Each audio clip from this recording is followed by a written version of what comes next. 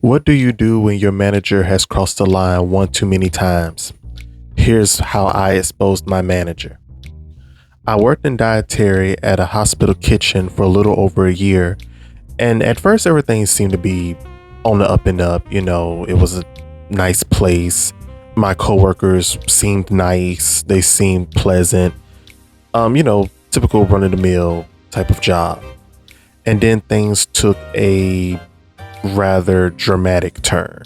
Management was extremely unprofessional. There was extreme favoritism, gossiping, backbiting, messiness, telling other people's business. There was a lot of sycophantic behavior going on that I wasn't really used to. It was the type of environment where if you didn't worship management, you were treated differently and you were ostracized.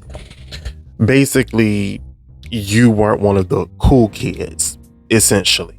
I remember one of the craziest moments that happened when I was working there was when a coworker brought a dead, bloody raccoon's head into the kitchen.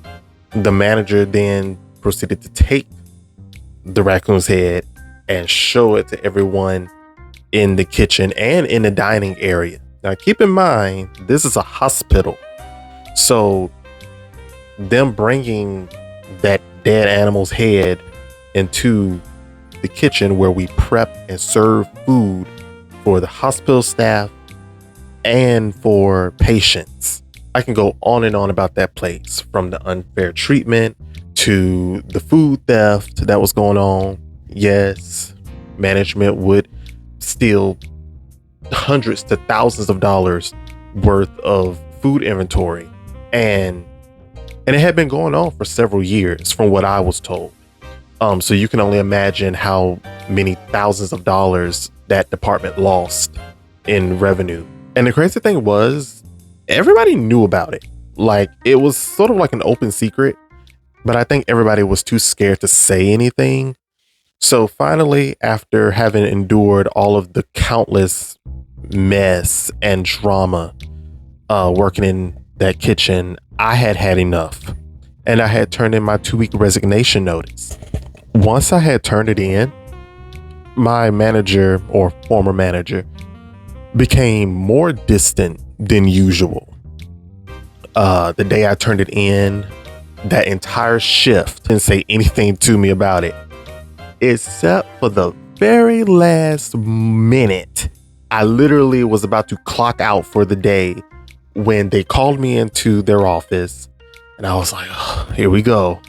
I went in, sat down, and I remember exact words to me were, and I quote verbatim, "I got your love letter. Firstly, I don't love you. Secondly, it would have more so been a breakup letter, or a breakup text rather, but I digress." So I ended up working 12 of my 14 days of my 2-week notice. And on the 12th day, I was off work. I got a phone call. It was my former manager. And something told me, do not answer your phone. So I just sat there and let it ring. Shortly thereafter, I got a notification that I had received a voice message. I listened to it and I was like, oh, essentially I had gotten terminated 2 days early. And I was like, oh no, no, you were not supposed to do that. What they were saying in the message was, well, you're off today and you only have 2 days left, so you don't have to come back. They actually said it twice. And the second time when they said it, it was so dry and it had so much venom. It was like, you don't have to come back. So I got on the phone and I called to the hospital's HR department. And I can laugh about this now. What is the hospital's policy concerning resignation notices? I already knew the answer, but I wanted reassurance for myself, just to make sure, but I already knew the answer. But sure enough, the HR rep told me that if you turned in a 2-week notice, you're expected to work that 2-week notice out, which I already knew. So I said, okay.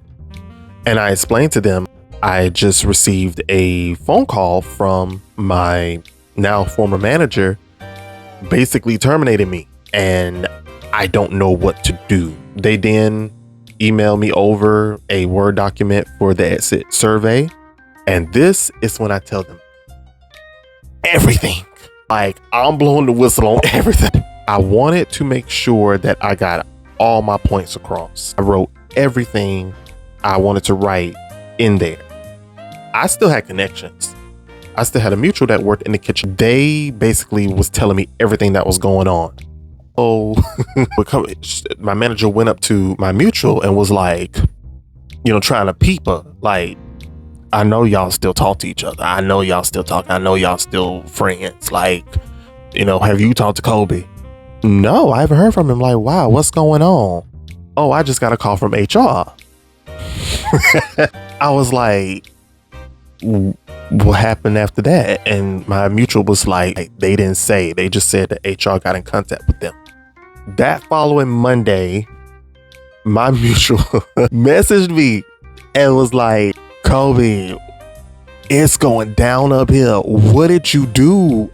I didn't do nothing. Like, I'm still trying to play coy, right? What's going on? I was told was that my former manager had got called to HR and they had to explain everything that I had put in my exit survey. They ultimately ended up lying their way out of it. The fact that finally something had been done, I must say I felt so empowered, and I stood up for myself. And in doing so, I also was standing up for other people, because the thing is, that kitchen, it wasn't just management. My coworkers also, it wasn't a very pleasant work environment. Like, it just wasn't. Like, the managers were tacky, the coworkers were tacky. They were so petty for no reason. And I'm like, girl, like, what is this? Like, it was so weird. So I'm gonna say this to you all.